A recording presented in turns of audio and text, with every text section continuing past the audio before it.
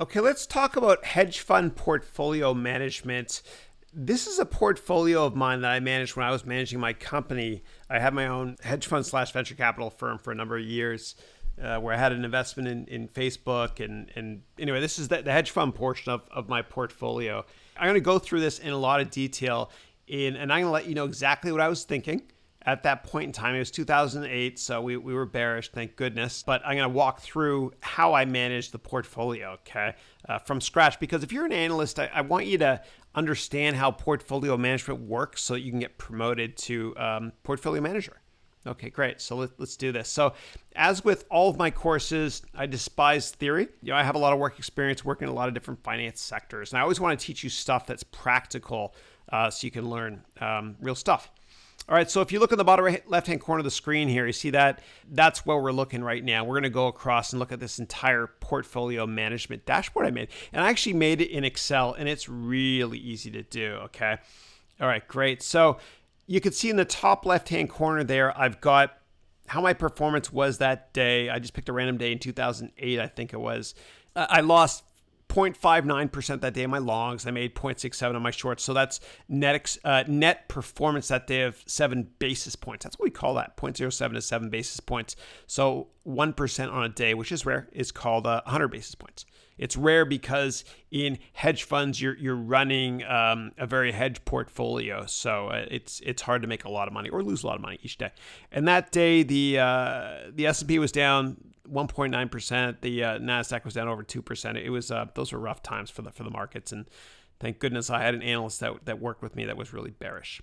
Okay, so in terms of our sector performance that day, we lost 39 basis points in tech, and we made 47 basis points in cyclicals. Cyclicals are like machinery or mineral companies.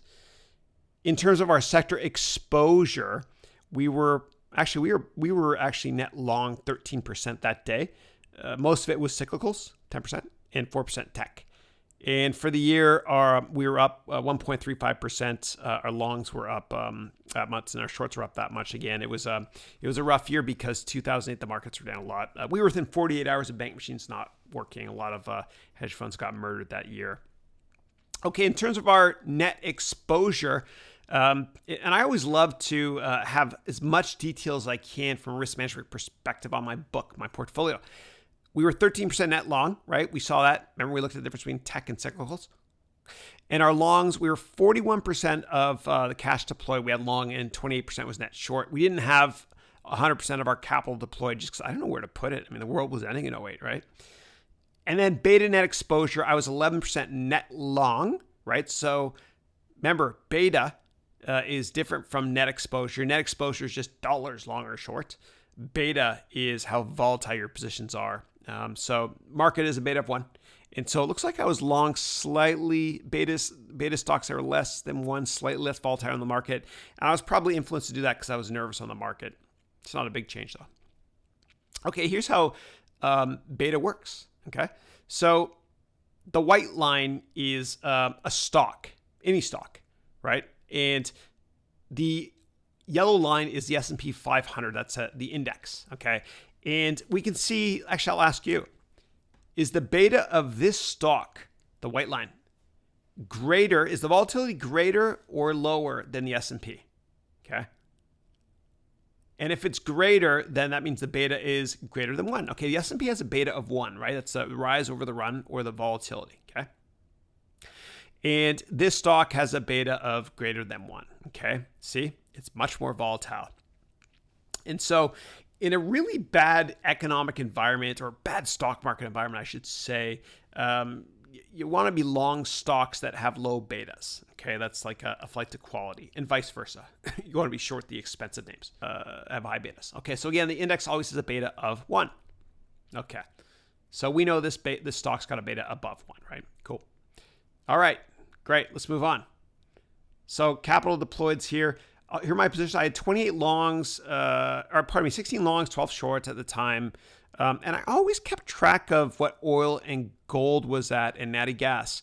And the reason I did this was not because I was trading these stocks as much, but because it's kind of a fear index. This was a bizarre time. I think my grandchildren and your children, whatever, will ask you one day, what was it like living and working during the Great Recession? And it was terrifying, man. Look at this. This is the fear factor. So gold tends to spike when people are scared, right? And so you got to monitor the price of gold. And oil actually, my God, oil was well over $100 a barrel then, and the economy was just terrible. I don't think we could handle that right now. And the fact that oil prices are very low today kind of signals something to you, right? So I'm not going there. But it's interesting because the price of oil often has more of an impact on portfolios than anything else. And conversely, gold is vice versa. It's a fear index. All right, here's my long positions, okay? And I've got each sector highlighted here. So a lot of tech, a lot of cyclicals. And the type of fund I managed then was, it was kind of unique. I did tech and cyclicals because they both have very low correlations with each other. So it's a good way for me to mitigate portfolio volatility. Okay, so these are tech positions. The blue ones are tech consumer. It looks like I had Apple then. That was kind of an easy one to be long. Activision, I don't know why I was long then. Maybe because there's a new version of Call of Duty coming out. That's a catalyst, by the way. Okay. And that was a big position. So I had it as a full circle. 5% is my maximum position size, or close to it at least. Let's see, aside from that, I had gold, which meant I was bearish in the markets then. Barrick Gold, great Canadian company. And then I had some, see how scared I was? I had kind of smaller positions here in longs. I didn't know what I was doing with this guy. So anyway, pretty small positions here. And I think some of these had decent yields, which is why I was long them, okay? And then if we move over here, we can find out that I got the price of the stock now, my target price, the percent I've got to the target price, right?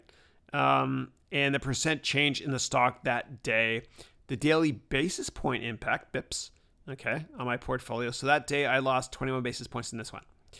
And then how much I've made since putting that position on, I guess. And the change since I put the position on, and the date of the position and the position size, okay? And everyone's got their own strategies. And for me, I didn't like to have positions greater than 5% or so, or close to that amount. And here I am, I guess, analyzing the betas, right? And so I got the beta size of a position here, right? So that's a red flag because the beta here is 1.5, which meant that the beta position size I have on for that position, I think it's a 5% position, whatever it was, it's 7.4%. It's a red flag. Okay, it's too big. And it's telling me to basically, hey, Chris, you got to mitigate risk by reducing that position. And I did. And here's a relative strength index. And I had it set up automatically so that whenever a position had an RSI over 60, it's just saying, hey, Chris, pay attention to this. That's a red flag, okay? Meaning it's overbought. And if it's overbought, you want to trim some usually. Just trade around a little bit, whatever, just to bring down your exposure, okay? And it's just a mean reversion trade. Eventually, all stocks that are overbought, meaning everybody bought them, they usually underperform just for a little bit. All right, so all the way on the left side, you can see here my longs and shorts. Okay, here are my longs, here are my shorts, and they're kind of paired together. Anyway, you can take a look through that and see how I paired longs versus shorts here. And my longs, looks like year to date, I had this chart in Excel, and this was like an old version of Excel. This is 08. Excel is way better today even. I love Excel. And so you can see here my I didn't make that much money in my longs because that year was a disaster, man. For some reason I made money in these natty gas stocks. And then these guys I was getting hit in. Anyway, probably hit the stop loss or close to it in that name.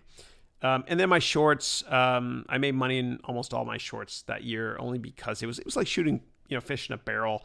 Everything was down a lot, so I don't get credit for that. But most of my profit was in my shorts. Here's the bottom right-hand corner. I had potential portfolio issues I had to be aware of. Looks like I still had to do my write-ups for a couple stocks, right? Those write-ups where I did the technicals, valuation, and fundamentals, whatever. I didn't complete them, or at least update them after companies reported. I had a bunch of longs that were overbought and a couple shorts that were oversold, and I only had 70% of my capital deployed, whatever, only that out of 15 million. I think I got up to 25 million in assets that year. That was a tough year, though, raising money, I tell you. It was the end of the world.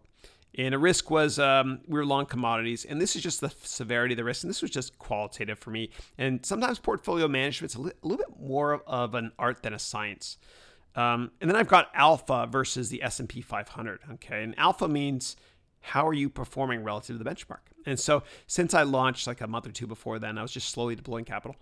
The S&P was down 6%, whatever. And I was, that's my company, Haroon Capital Management, was up 1% a bit.